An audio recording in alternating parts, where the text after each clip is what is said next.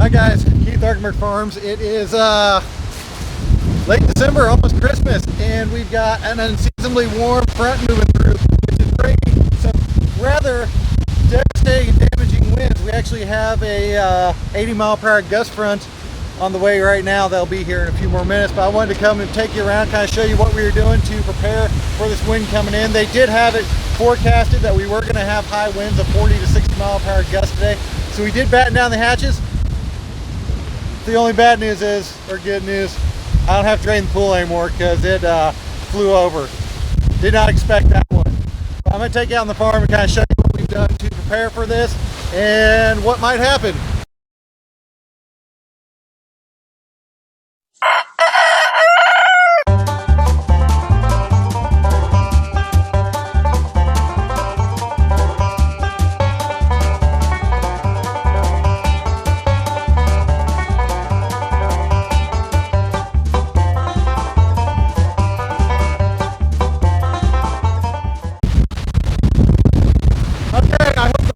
This is good. I mean, I just want to kind of show you, just to start with, we're already starting to lose vinyl. I had the cap down, already lost the plastic on the sides.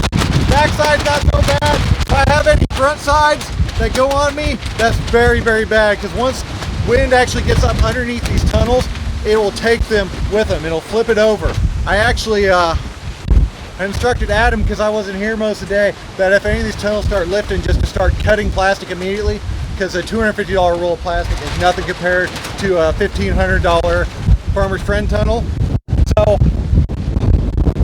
I knew with this first tunnel I was already having problems with it.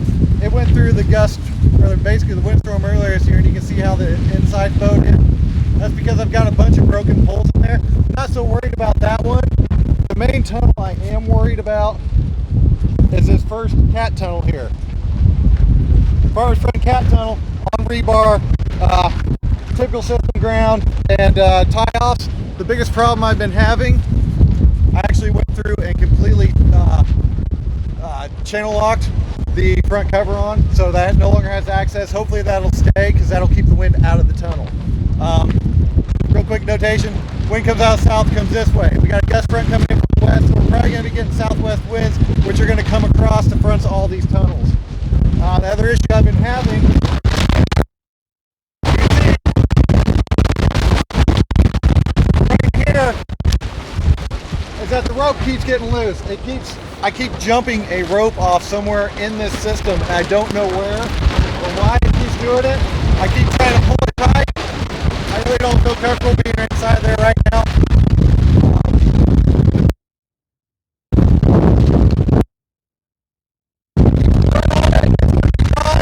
We're going to lose all of our ground cover. I already know that, because we got a much more powerful coming in. At this point, we're just going to mitigate and try to get things held down. I'll give Adam a hand real quick and get back to you.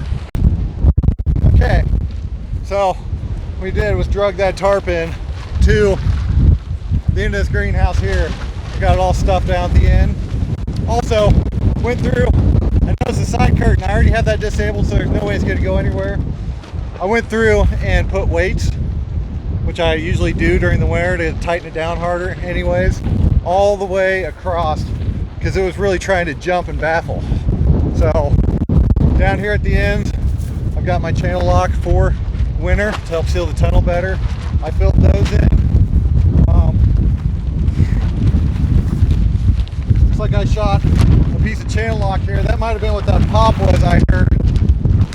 I'm gonna have to find something real quick and get this sealed up, because majority of the time when you get tunnels failing during wind events like this, it happens through a seam, through here or through here. The wind gets in and then it peels the tunnel. It either peel the plastic. I'm not worried about this big one going anywhere, but these smaller ones, they can take the whole tunnels with it. I've seen multiple pictures already of people that have lost cat tunnels, and it takes the whole thing and just takes it over. Completely destroys the frame. Like I said, it's a lot better cutting the plastic than dealing with that. Again, this side of the tunnel still got the wiggle wire in the channel locks, getting the sides. I got bags in the ends, which have already jumped off again. I'm gonna have to get those. Then a bit more channel lock edge of that opening there because I'm afraid of that opening on me. And from there, all we can really do is kind of mitigate for the best. And then I'll get footage of what's going on afterwards. I did hear a very, very loud bang over here. I'm not 100% certain what that was. Now I think of it, there was not a piece of channel on top there. So, I'm going to be battling all day. Get that tied down real quick. Okay, I got that channel locked. That makes me feel a little bit better about that. I know we're going to lose the rest of this. I'm not too concerned about that right now. One thing I had done in the past with some smaller rat tunnels I had, they were only 40 foot long and not built that well, kind of like that one over there, is what I had to do during a wind event like this was I actually went through and I released, well, I started in the middle and bunched up the plastic to the ridge pole, and I tied rope around it to lash it off in between the gusts because it was going to take the whole tunnel with it. I went across to work my way out towards the end. Once I got towards the end, I stripped the wiggle wire on the backside first, brought it up, and then brought the front side up to the ridge pole and tied it off about every other hoop down the stream. Now the only thing that can do is actually just to save a tunnel real quick so it does not blow away. Once you get the plastic up around the top, it'll try to catch the wind, but you just keep wrapping it more and more in different spots and it'll stop it from bubbling and flowing out. I will put an image right here.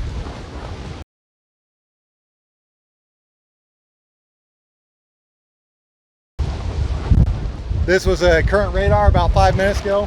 You can start to see the gust front right there moving our direction. I actually got an alert on my phone, which I've never seen before. Supposedly 80 mile/hour winds coming in, so we'll see how that ends up. But for now, I believe I've got to harvest some celery and some broccoli. So I'm gonna go ahead and do that, and then yeah, bring it back out. The wind just stopped, and now it's starting to pick back up again. So this is the main front that's moving in. It's looking off to the east there. And here comes the main wind gust that's coming in. So now it's starting to get orange out here.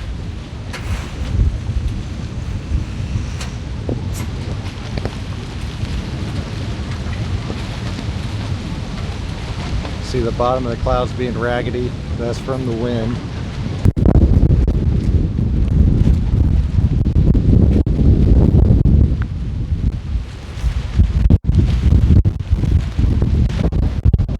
That's all the power flash.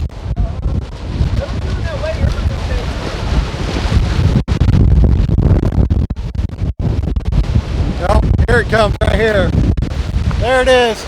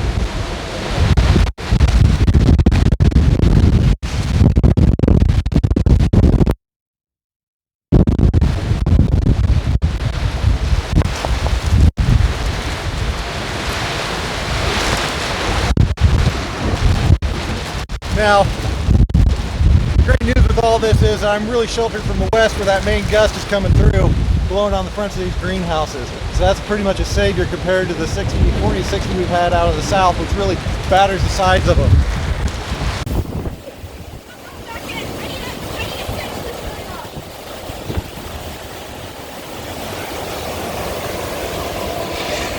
Oh, they're in my shed.